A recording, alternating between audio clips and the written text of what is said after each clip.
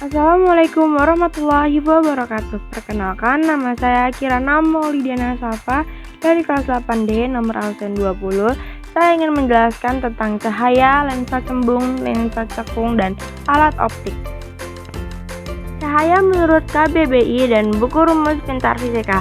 Menurut Kamus Besar Bahasa Indonesia atau KBBI, cahaya adalah sinar atau terang yang berasal dari suatu yang bersinar seperti matahari, bulan, dan lampu. Menurut buku rumus pintar fisika, cahaya adalah gelombang elektromagnetik yang dapat merambat dalam ruang hampa.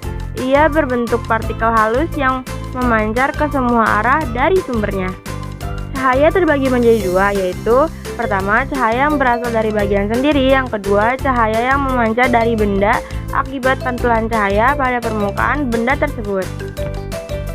Sifat-sifat cahaya: yang pertama, cahaya dapat merambat lurus. Yang kedua, cahaya dapat dipantulkan. Yang ketiga, cahaya dapat menembus benda bening. Yang keempat, cahaya dapat mengalami interferensi. Hukum pemantulan cahaya. Cahaya mempunyai beberapa aturan yang biasa disebut hukum pemantulan cahaya. Berikut bunyi hukum pemantulan cahaya.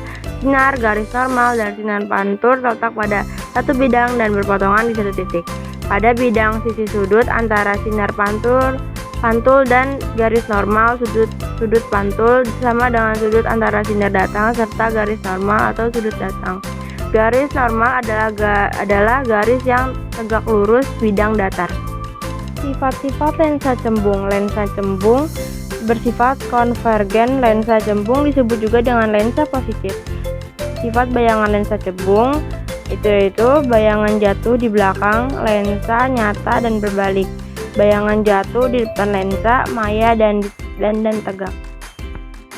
Sinar-sinar istimewa pada lensa cembung yakni: yang pertama, sinar sejajar sumbu utama dibiaskan melalui titik fokus. Yang kedua, sinar yang melalui titik fokus dibiaskan sejajar dengan sumbu utama. Yang ketiga, sinar yang melalui titik pusat optik tidak dibiaskan. Daerah lensa cembung dibagi menjadi dalam ruang-ruang sebagai keterangan berikut.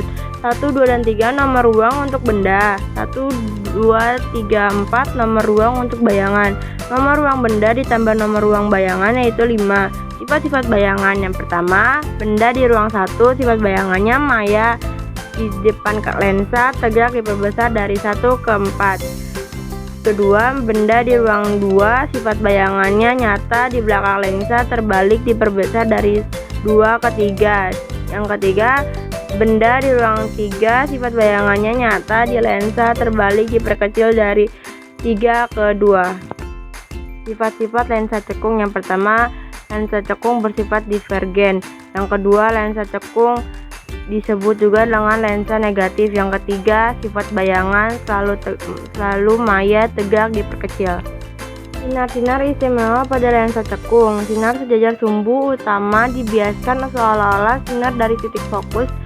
Sinar yang seolah-olah menuju titik fokus dibiaskan sejajar dengan sumbu utama.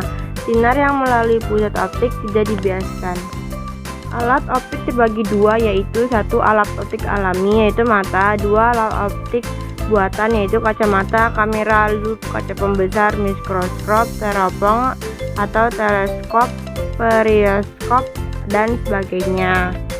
Alat optik alami. Mata. Mata merupakan indera penglihatan dan merupakan organ yang dapat menangkap perubahan dan perbedaan cahaya. Organ ini bekerja dengan cara menerima, memfokuskan, dan mentransmisikan cahaya melalui lensa untuk menghasilkan bayangan optik yang dilihatnya. Alat optik buatan. Kacamata. Kacamata merupakan salah satu alat yang digunakan untuk mengatasi cacat mata. Yang kedua, kamera. Kamera adalah alat yang digunakan untuk menghasilkan bayangan fotografi pada film negatif.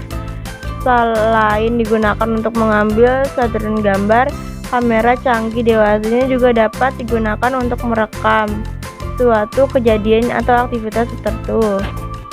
Alat optik buatan. Mikroskop adalah alat optik yang terdiri atas susunan beberapa lensa pembesar yang digunakan untuk melihat benda, jasad, teknik, mikroorganisme atau bagian tubuh makhluk hidup yang berukuran sangat kecil dan tidak dapat dilihat menggunakan mata telanjang, lup, atau kaca pembesar, atau sebagai orang penyebutnya Suyakanta adalah lensa cembung yang difungsikan untuk melihat benda-benda kecil sehingga tampak lebih jelas dan besar.